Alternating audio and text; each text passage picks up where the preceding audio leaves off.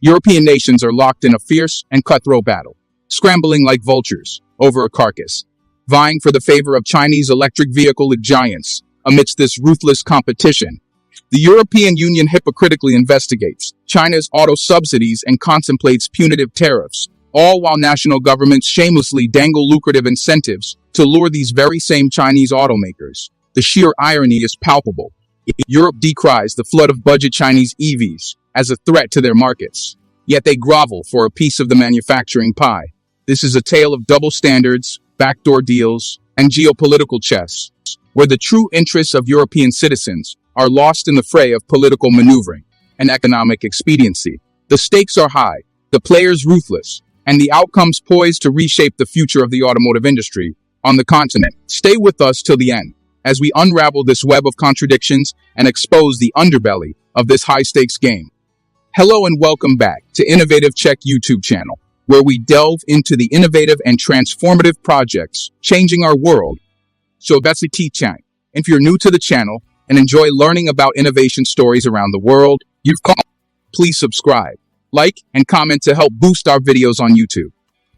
European governments are in a heated competition to secure Chinese electric vehicle manufacturing plants within their borders. The backdrop to this scramble is the European Union's ongoing investigation into China's auto subsidies and the contemplation of tariffs on Chinese imports. Despite concerns about budget Chinese EVs inundating the market, national governments are luring Chinese automakers with their own set of incentives, eyeing the substantial investment and job creation that come with these ventures.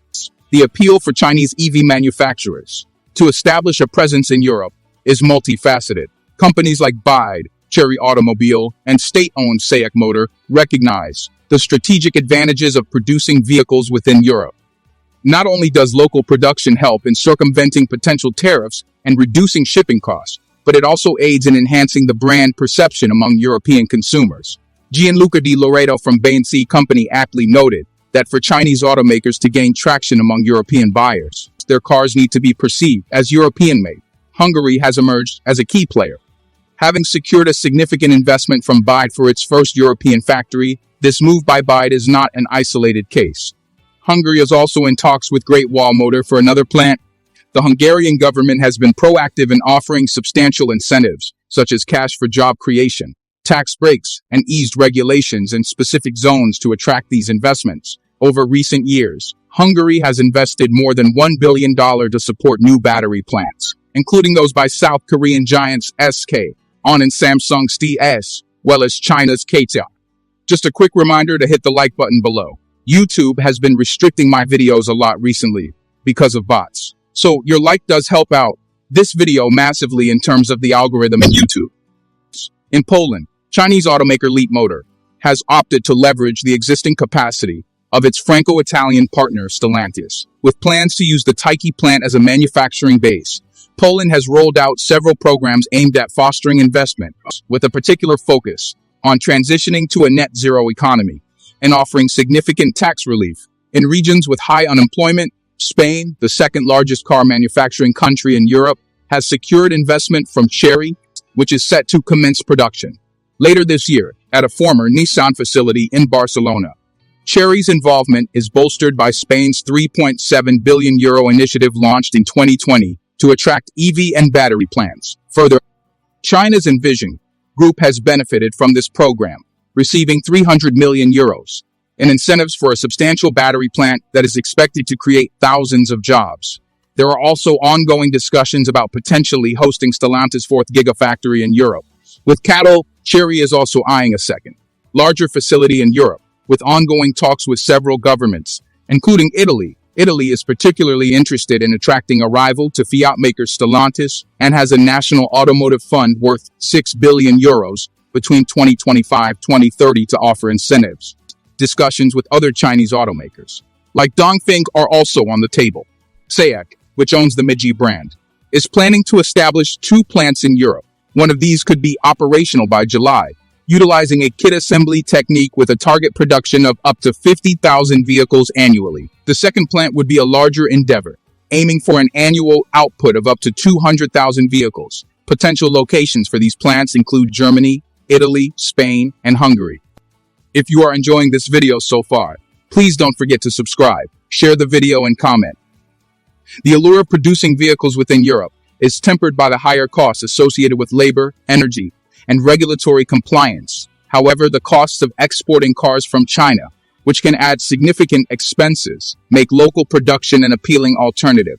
For instance, a 15 euro car produced in China incurs shipping and logistics, costs ranging from 500 to 3,000 euros. Therefore, Chinese automakers are strategically assessing their options to balance costs and maintain competitiveness. Northern Europe, with its higher labor costs, is less attractive for competitive production, whereas Southern Europe, particularly Italy and Spain, offers a balance of lower labor costs and high manufacturing standards, which is crucial for premium vehicles. Eastern Europe and Turkey present attractive opportunities for lower-cost vehicle production.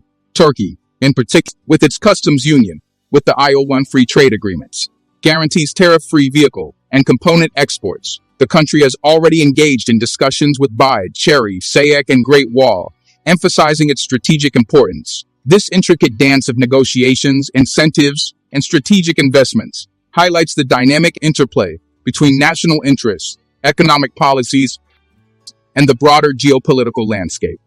The decisions made by European nations and Chinese automakers in the coming months will significantly shape the future of the automotive industry. In Europe, the broader implications of these developments extend beyond mere economic considerations. The entry of Chinese automakers into Europe is set against a backdrop of complex international relations and trade dynamics. The EU scrutiny of China's auto subsidies and the potential imposition of tariffs reflect a cautious approach towards balancing market competition and protecting domestic industries. At the same time, the substantial investments by Chinese companies in Europe underscore the interconnectedness of the global economy and the strategic maneuvering that underpins these high-stakes decisions. In this evolving scenario, the role of policymakers, industry leaders, and international relations experts becomes crucial. The decisions they make will not only influence economic outcomes, but also impact the broader socio-political landscape. The delicate balance between fostering innovation, maintaining competitive markets, and ensuring economic stability is a challenging yet vital endeavor. As the EU deliberates on its tariff decisions and national governments continue to woo Chinese automakers, the automotive landscape in Europe is poised for significant transformation. The interplay of incentives, investments, and regulatory frameworks will shape the trajectory of this transformation, with far-reaching implications for the industry and beyond. The competitive landscape is further complicated by the varying strategic interests of European nations. Countries like Hungary and Poland are leveraging their relatively lower labor costs and favorable investment climates to attract Chinese automakers. Meanwhile, Spain and Italy are emphasizing their established automotive industries and robust infrastructure to lure investments. This competitive dynamic is a testament to the high stakes involved and the strategic calculations underpinning these negotiations. As the narrative unfolds, the focus remains on the strategic imperatives driving the decisions of both European governments and Chinese automakers. The convergence of economic interests, regulatory considerations, and geopolitical factors creates a complex web of interactions that will determine the future of the automotive industry in Europe. The stakes are high, and the outcomes are uncertain, but the trajectory is clear. The automotive landscape in Europe is on the brink of a transformative shift. The entry of Chinese EV manufacturers into the European market also raises pertinent questions about the future of automotive innovation and sustainability. The push towards electric vehicles is driven by a global imperative to reduce carbon emissions and transition to more sustainable modes of transportation.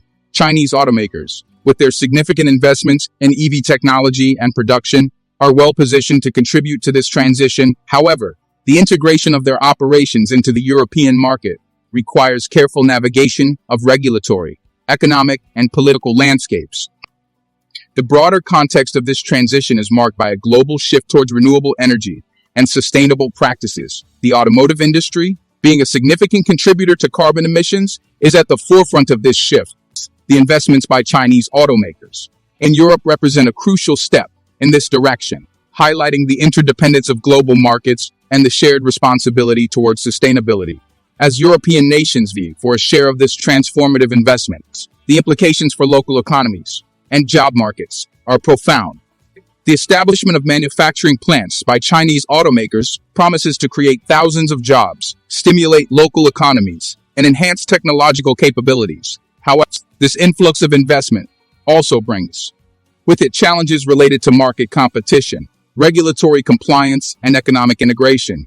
The strategic decisions made by European governments in this context will determine the long-term outcomes of these investments.